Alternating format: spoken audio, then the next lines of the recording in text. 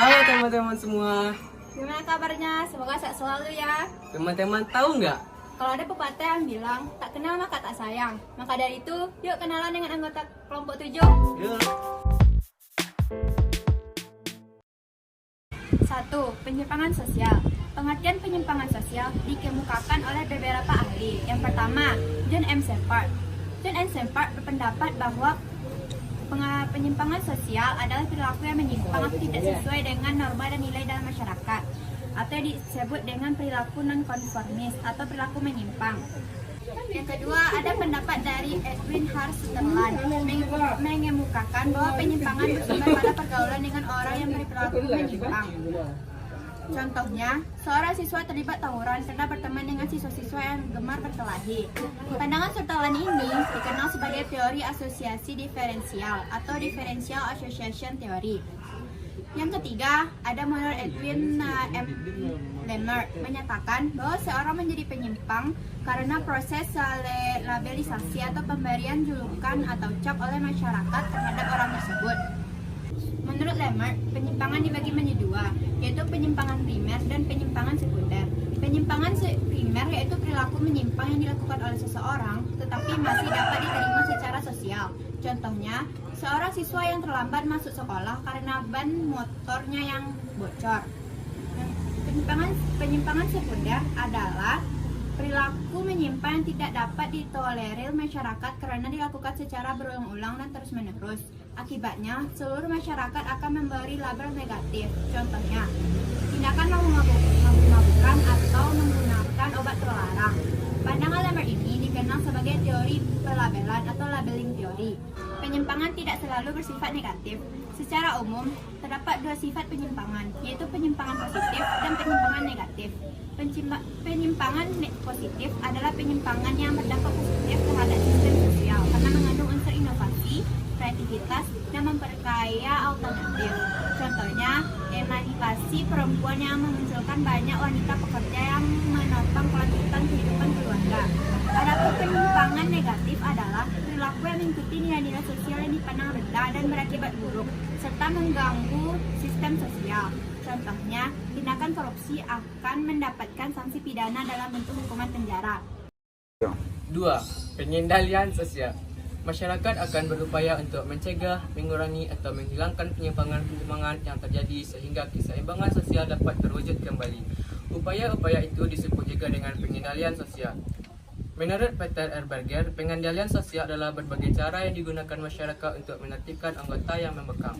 Sementara itu, menurut Joseph Rotek, pengendalian sosial adalah suatu istilah kolektif yang mengacu pada proses. Ada dua sifat pengendalian sosial. Yang pertama itu pengendalian preventif, adalah pengendalian sosial yang dilakukan sebelum terjadinya pelanggaran. Contohnya itu orang tua berpesan pada anaknya agar tidak melakukan tindakan yang tidak bertanggung jawab. Yang kedua adalah pengendalian represif, adalah pengendalian sosial yang ditujukan untuk memulihkan keadaan atau sebelum terjadi pelanggaran. Contohnya, setelah terjadi tawuran antar siswa, para guru mempertemukan dua kelompok siswa yang bertikai untuk mendapatkan pemecahan masalah sehingga suasana sekolah kembali normal.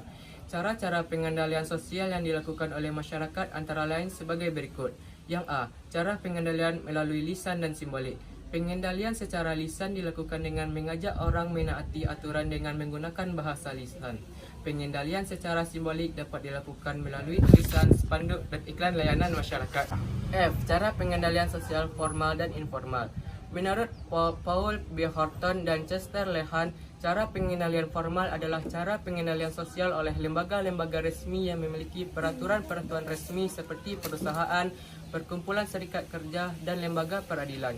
Contohnya, sebuah perusahaan sudah membuat aturan mengenai kenaikan pangkat, gaji atau cuti beserta sanksi-sanksi pelanggaran aturan perusahaan.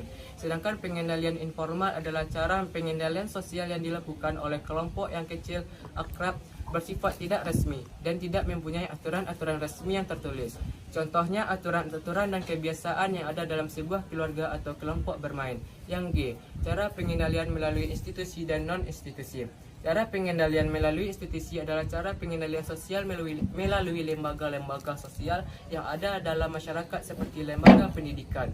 sedangkan cara pengendalian melalui non-institusi adalah cara pengendalian di luar institusi yang ada, seperti oleh individu atau kelompok masyarakat. 3. Keteraturan sosial. Keteraturan sosial dicapai jika dalam interaksi sosial setiap individu melaksanakan hak dan kewajibannya sesuai dengan peran yang dimilikinya serta sesuai dengan nilai dan normanya masyarakat. Dengan kata lain, masyarakat yang teratur hanya dapat terwujud jika setiap individu melaksanakan kewajibannya setiap orang lain dan menerima haknya dari orang lain. Sebaliknya, jika individu tidak melaksanakan kewajibannya terhadap orang lain, akan terjadi kondisi dan teratur yang dapat menimbulkan konflik sosial. Keteraturan sosial tidak terjadi dengan sendirinya, melainkan harus diusahakan oleh setiap warga. Keteraturan sosial merupakan hubungan yang selaras dan serasi antara interaksi sosial, nilai sosial, dan norma sosial. Artinya, hak dan kewajiban direalisasikan dengan nilai dan norma atau tata aturan yang berlaku. Keteraturan sosial tidak berarti suatu keadaan statis karena masyarakat pada dasarnya bersifat dinamis. Masyarakat membutuhkan perubahan agar bisa maju. Untuk diperlukan, ada tahap-tahap terjadinya keteraturan sosial. Pertama, tertib sosial atau social order. Kondisi kehidupan masyarakat yang aman, dinamis, dan teratur yang ditandai dengan setiap individu bertindak sesuai hak dan kewajibannya. Contohnya, kehidupan suatu masyarakat desa di mana semua warganya bertindak sesuai dengan status dan perannya. 2. Order. Setiap norma dan nilai sosial yang berkembang, diakui dan dipatuhi oleh seluruh anggota masyarakat. Misalnya adat istiadat yang dijadikan sebagai pedoman kehidupan warga dan peraturan sekolah. Order dapat dicapai apabila ada tertib sosial di masyarakat ketika setiap individu melaksanakan hak dan kewajiban. 3. Kajian. Suatu kondisi keteraturan yang tetap dan tidak berubah sebagai hasil dari hubungan antara individu, nilai dan norma sosial yang berlangsung terus-menerus. Kajian dapat terwujud jika setiap individu telah melaksanakan hak dan kewajibannya sesuai sistem norma dan nilai sosial yang berkembang. Hal itu dilaksanakan dengan konsisten sehingga terpelihara dan tindakan. 4. Pola. Corak hubungan yang tetap atau ajak dapat diinteraksi sosial dan dijadikan model bagi semua anggota masyarakat atau kelompok. Pola dapat dicapai ketika keajekan tetap terpelihara atau teruji dengan berbagai situs. Contohnya, dalam menyelesaikan beberapa persoalan masyarakat, desa biasanya menggunakan cara musyawarah. Cara ini selalu dapat menyelesaikan persoalan-persoalan karena sudah teruji. Masyarakat menyelesaikan persoalan itu karena sudah teruji. Masyarakat desa tersebut memakai musyawarah sebagai cara menyelesaikan setiap persoalan yang terjadi di desa. Nilai norma atau aturan yang dapat menyajikan perubahan tersebut. Dengan demikian, perubahan yang terjadi akan mengarah pada keteraturan baru atau kemajuan. Menurut proses terbentuknya, keteraturan sosial terjadi melalui tahap-tahap berikut: tertib sosial, order, keajegan, pola, dan keteraturan sosial. 4. Peran lembaga sosial dalam ketertiban sosial. A. Polisi bertugas memelihara keamanan dan ketertiban. B. Pengadilan merupakan alat pengendalian sosial agar seseorang berhati-hati dalam bertingkah laku. C. Adat merupakan lembaga atau peranaka sosial yang terdapat dalam masyarakat tradisional. D. Tokoh masyarakat adalah orang yang memiliki pengaruh atau wibawa sehingga ia dihormati dan disegani masyarakat. E. Media massa merupakan lembaga yang cukup efektif dalam proses pengendalian sosial.